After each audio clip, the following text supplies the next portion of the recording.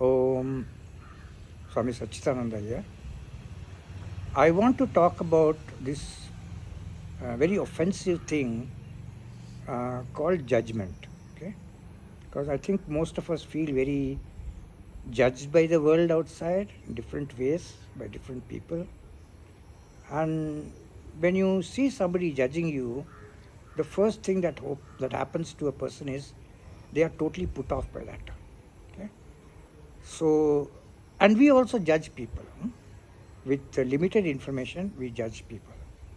So I want to deal on this question of why this judgment arises first, and how we can deal with ourselves if somebody else judges you wrongly. This is what I want to deal about, because these are things which we face every day. Okay. Now, when you see a person, we say a person consists of basically three parts. Okay. One part is a physical body, which the other person also can see. Both I and the other person can see. The second part is a subtle body, which I can only see, the other person cannot see, okay, which includes the mind.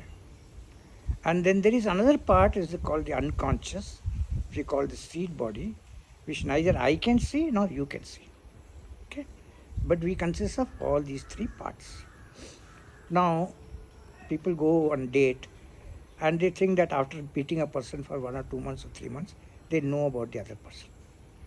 The reality is you will never be able to know about the other person, because that person himself or herself doesn't know about herself, first of all. So the question of knowing other person does not arise at all, right? What really happens is that we gather some information based on what we can see, observe, and then the mind quickly puts it into a framework, right?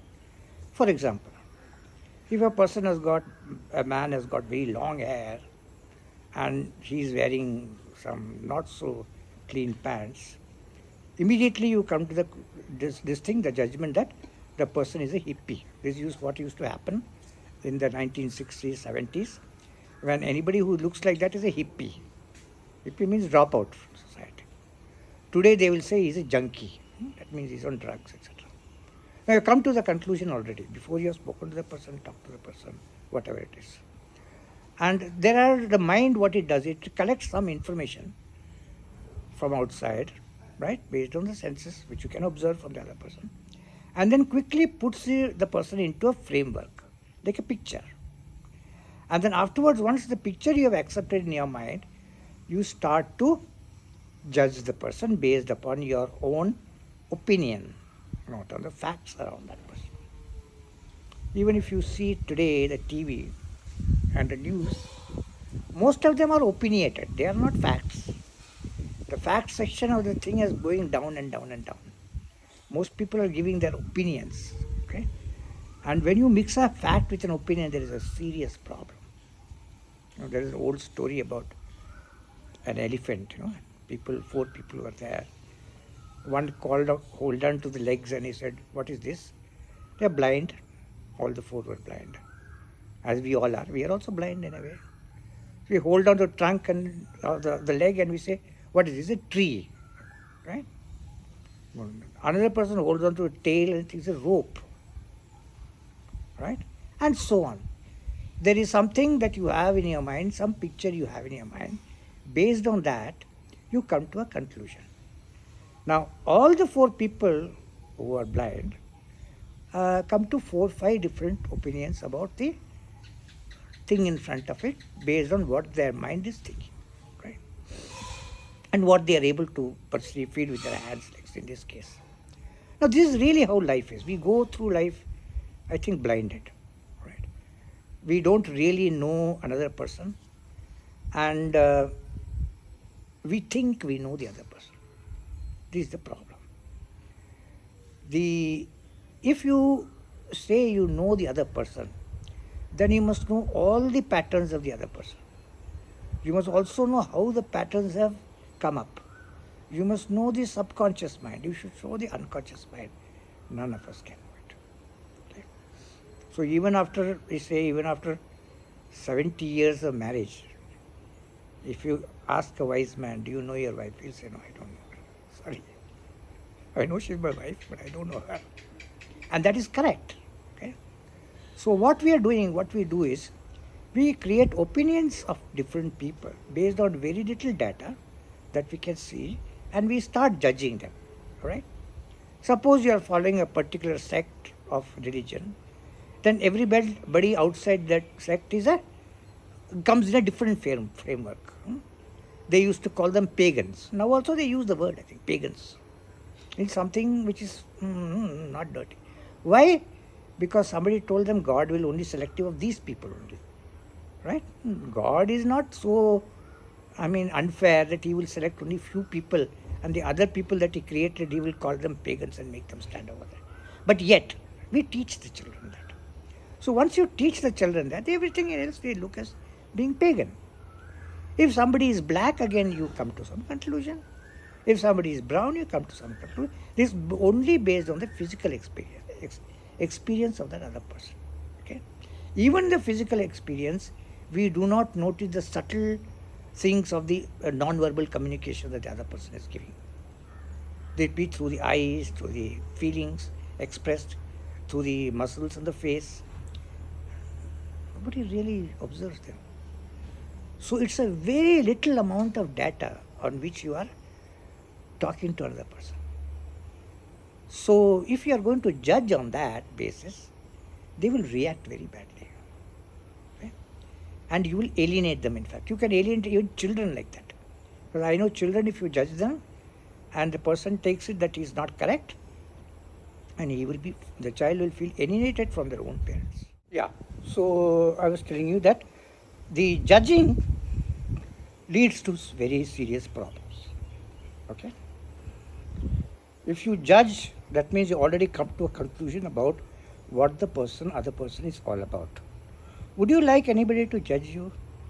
Tell me frankly, as a person, would you like anybody to judge you? What happens when the other person judges you? The first thing that happens to me is I feel alienated from the person. I do not want to communicate with that person. And I feel that this is not something I want to be in, because I have not come here to be judged by the world. That's the first reaction of any individual. But the problem is that we feel so bad. But when we judge other people, we don't think that the other person is also going to feel that way. Right? So this is how we go on in life. Many people, what happens, they are afraid of being judged. Okay?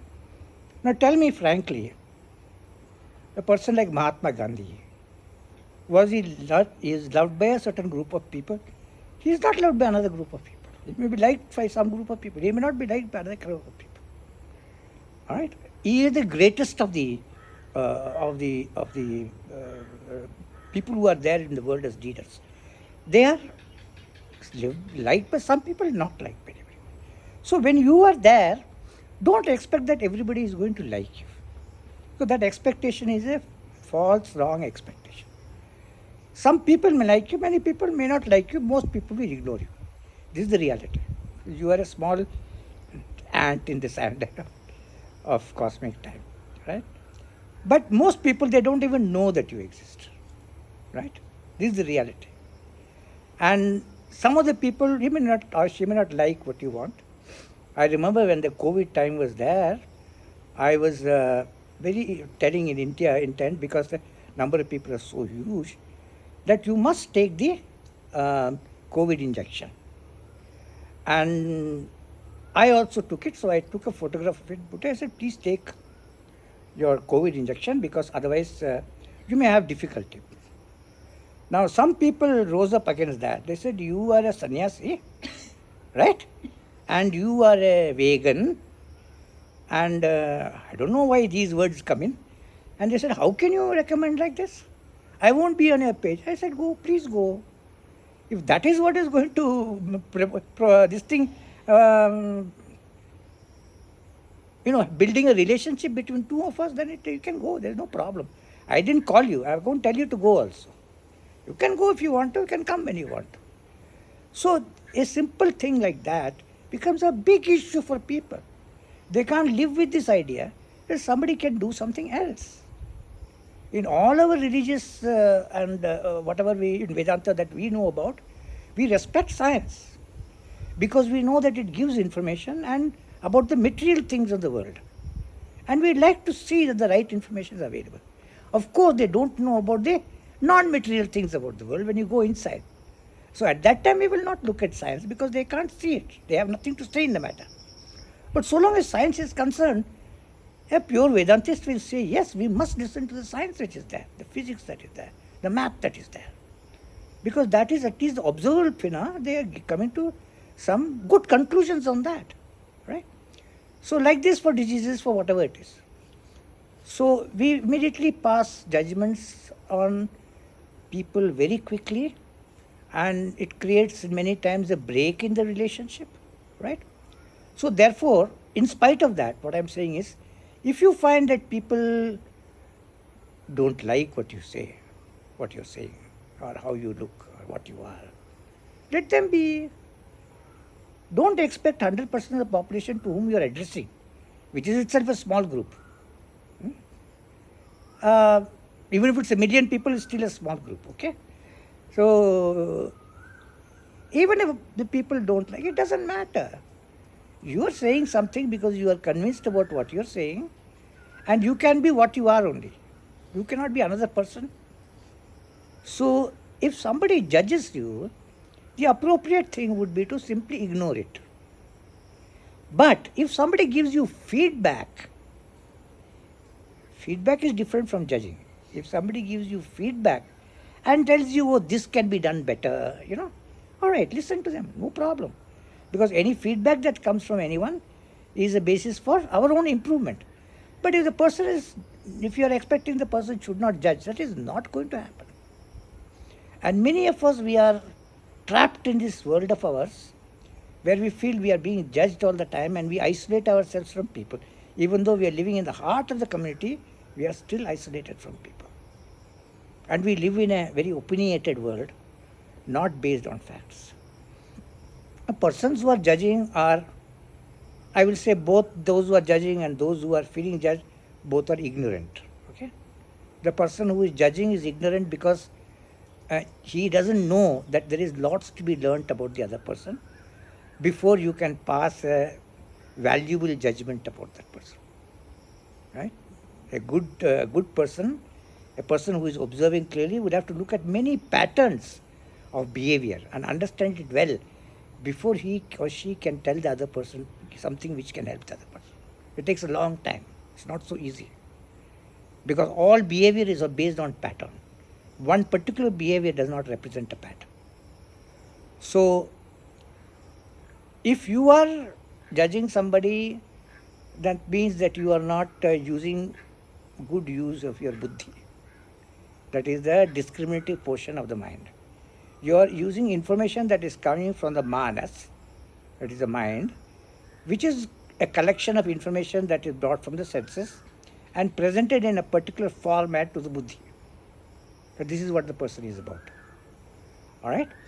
And so that is a very ridiculous thing. Okay? And if you are going to be hurt because of that, because people are hurt, then you'll be driven by them. I know many people, even in extended societies in India, extended families, they're very afraid of the relatives because they will judge all the time. They will not tell you what's going on in their home, but they will continuously judge you, gossip about you. And these are frightful because they can say whatever they want and they can manipulate the situation to your needs. What we only tell whenever such a situation arises, we tell them, ignore them, drop it. They don't mean nothing. Drop it. But people find it difficult to drop it, right? It's not so easy. So you have to be aware that when somebody is judging on you, it's doing it because of his or her ignorance. And therefore you pass it on. You say pass. Right? Like playing cards, pass. Like pass. Don't have to look at it. Ignore it. And then if there is any feedback that's coming, use it. Use it for your own development and growth. And I think that knowingly, I should not judge anybody. When one grows in spirituality, one deep lesson that I learned is not to judge. Right? To get out of that trap is not so easy. But when you don't judge people, what happens is you become open to not only people, the things outside, the environment, everything. When you're judging things, you become open to a lot of learning. You are open to a lot of understanding of life, which otherwise you will not get, because you cannot observe when your mind is already partial. You cannot observe when your mind is already in a format.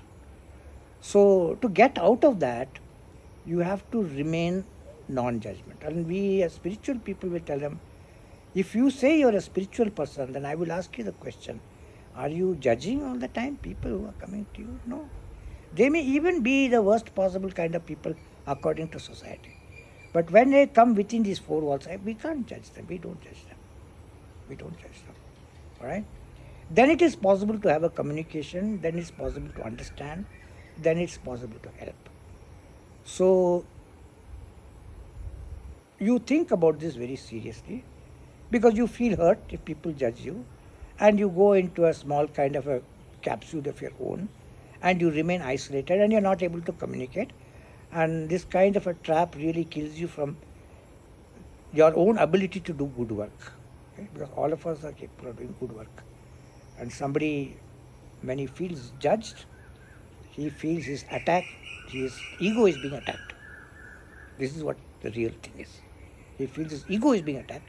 And when the ego is being attacked, then either I will fight back, or if I can't fight back with the person, I will mew and lie down on the ground with our tails inside, like a dog. Okay? So it is a very dangerous equipment, especially when used with harsh words.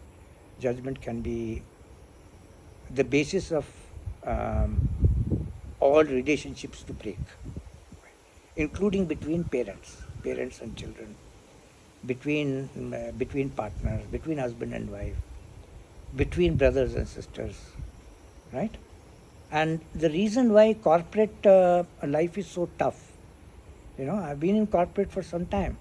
I look back and ask that why should I feel so alienated towards this corporate life? I used to work in good companies. So the reason is because all the time you are judged. There are very few bosses who can get up and say, tell me what you need, I'm here to help you. All the time you feel judged, all the time you are judged. Every year you are judged. But the amount of support that should go along with the judgment doesn't happen. So when the time comes, you get out of it. And even if you stick on, you feel very depleted, right? And you say, I don't want to go back to this system. And many people are doing that. They don't go back to the system. So please do not judge people. You cannot judge a flower. You cannot judge a fruit. You cannot judge a tree. You can't judge a mountain. It is as it. Everything is with perfection and imperfections. The imperfection is the beauty. So if a human being does not have certain imperfections, that beauty will not be there, right? So if it's only a perfect being, then you might as well become God. Why should you be here? You go to heaven and you become an angel then. So here what happens is that anything which is there consists of an element of imperfection. And imperfection is the beauty. That is the beauty. When you look at a mountain, do you see perfect, like how we do with our buildings, perfectly pointed out peaks? No, it's an imperfection. It is an imperfection that you are enamored with. So we are imperfect. We are not sinners, but we are imperfect. Imperfection doesn't make you a sinner. Imperfection makes you imperfect. Therefore, you are possible for you to grow if you have the right knowledge. That's all it means. Okay? But don't look for a perfect partner. Don't look for a perfect parent. Don't look for a perfect child. Don't look for perfect anything. There is nothing perfect. If you say something is perfect, it means beautiful in imperfection. Are you?